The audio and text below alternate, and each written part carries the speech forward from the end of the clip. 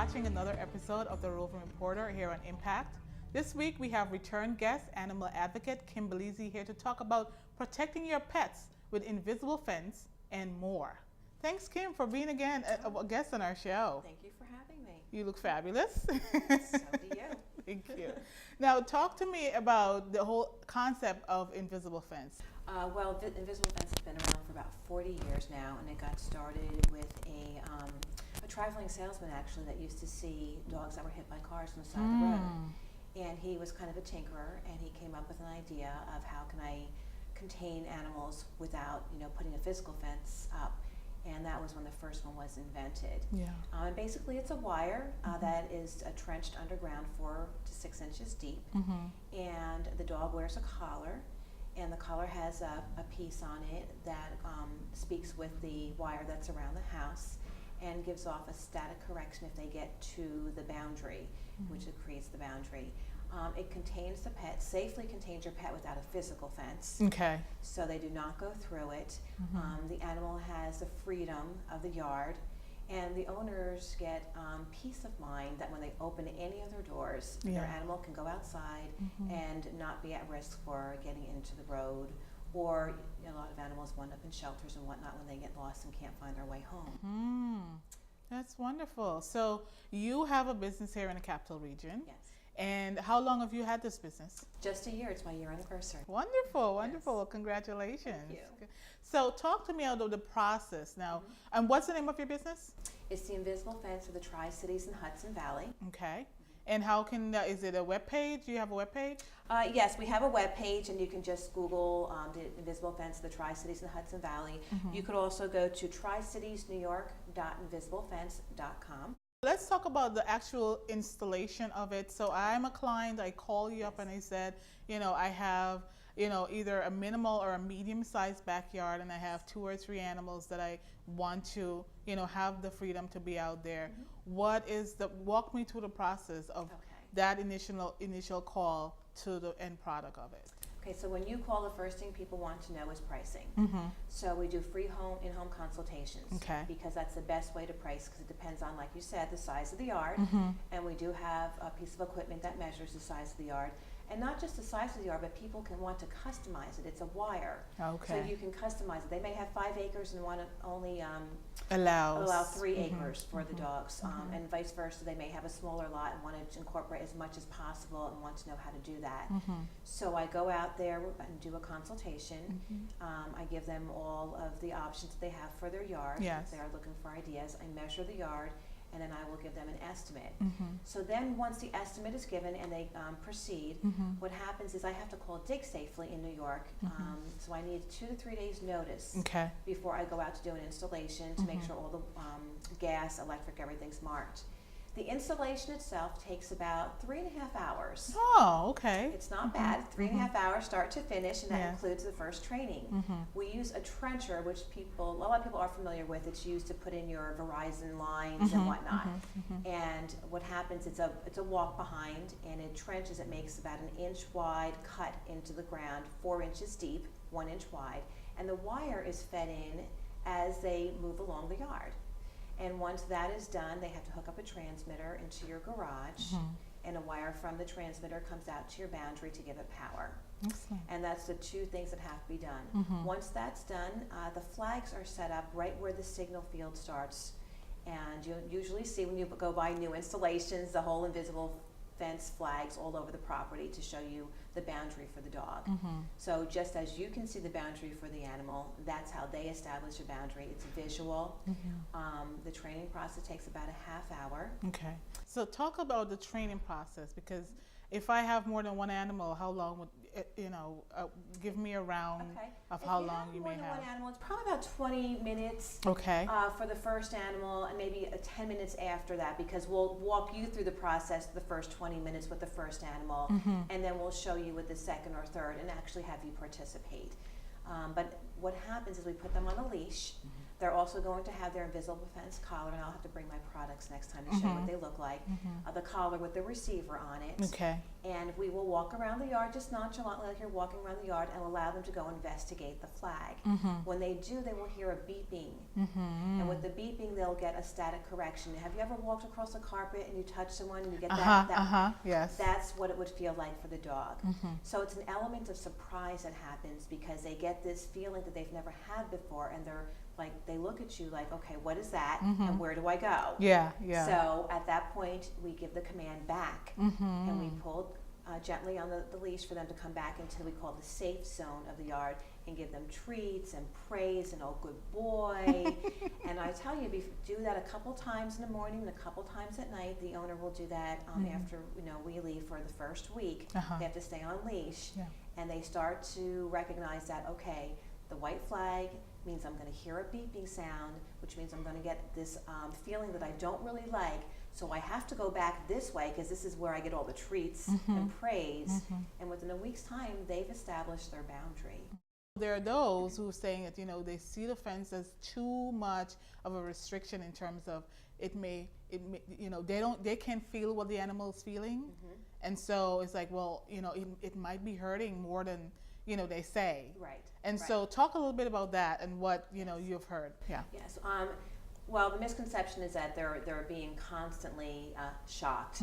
Okay. And I just did a lunch and learn for a veterinary clinic, and this veterinarian just said it the perfect way. They've had the fence for I think about 8 years now, and they have Labradors, which are tough clients. And they said really it's the element of surprise. It's not that, the correction is physically hurting them, but they're surprised by it. And I always correlate it to like when you get stung by a bee for the first time. You're looking like, what caused that feeling? You're looking around, and it's the element of surprise.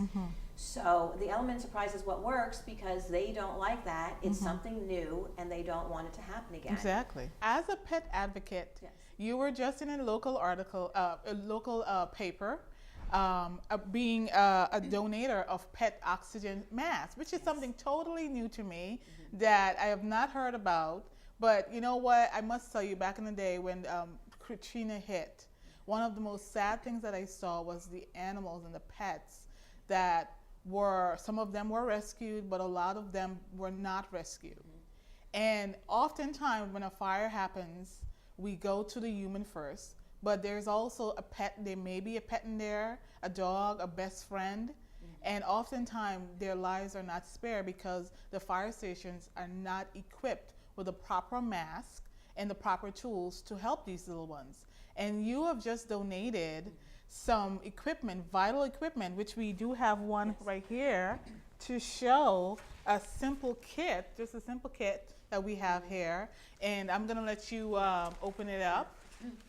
Yeah, it was interesting. I was at an adoption clinic, and I had this on the table, and the chief of the Westermere Fire Department, Chief Zari, came over and was very interested because they had just had a fire that involved animals, and luckily the animals did not perish. They were safe. But he said, that they were looking for equipment that would fit the animals. Yes. And I will open this up and show you. They're different size masks. Okay. And they fit cats as well. It's Wonderful. small animals, but they come in these 3 different sizes. Wow. Okay. So they'll be able to breathe. Yes, to breathe. And you can actually open that up for Jenny. But they're, as you can see, they're much smaller than you would use for a human adult. Yes. And this way they can save all the animals' lives and not have to be fumbling around with a human mask that does not fit properly. And Bethlehem, actually, the fire department I gave them a set as well. We're looking now to partner with Niskayuna. Okay. Because I know some of the fire department's stations do have them, but they're not all equipped. And we're looking to equip them as well. This went on invisiblefence.com in May 2010, and there's been an overwhelming response to it. And we're just showing how we're giving back. Yes. To the pet industry as well. And it's it's a life-saving device. It truly is, and I mean, for people out there who our fire stations, you would say, more open if another individual may see this and go, okay, you know what, I love my pet. I would hate to be in a fire and not have my local fire station be equipped. Do you think fire stations are open to people just walking in and dropping them off or things like that? Oh, yes, you can actually go on the Invisible Fence website, and it's called, and if you see this too. Okay. So it is called Project Breathe. And you can go on this site and look up Project Breathe, and you can donate money towards these masks so that they can produce them. And we do buy them as dealers for a discounted price than what it normally costs, but we buy them and then we will give them to fire stations. But when people do go online and contribute, it helps them produce more oxygen masks for us to go ahead and donate. I think that is such a great, something that, we all need to make sure that our pets are safe in every area. And what you're doing right now is such a great thing for the Capital Region, and I applaud you for doing it. Well, thank you. Thank you. Yes. Well, again, it's been great having you on our show today to talk about the Invisible Fence and to talk about these masks. Now, again, what's the number that people can call if they need to get an estimate for Invisible Fence? It's the area code 518-859-8254, and that's my direct cell. Okay. So I'll be taking the calls personally. And what's the webpage? Which is tricitiesnewyork.invisiblefence.com, and you have the ability to actually schedule yourself right on the website. Because it's easy, 1, 2, 3, and you have safeguard your animal, have that peace of mind. Yes. And I think it's just wonderful. And the consult's free. Yes. Yes. Well, continue on to be our pet advocate. I would welcome you back again to talk more, and I'm sure you will be back again to talk about more of our lovely pets in the Capital Region and beyond. So thank you again for being here. I appreciate it. My pleasure. Thank you. You've been watching the Roving Reporter segment of Impact. Thank you again. I'll see you next time. Bye-bye.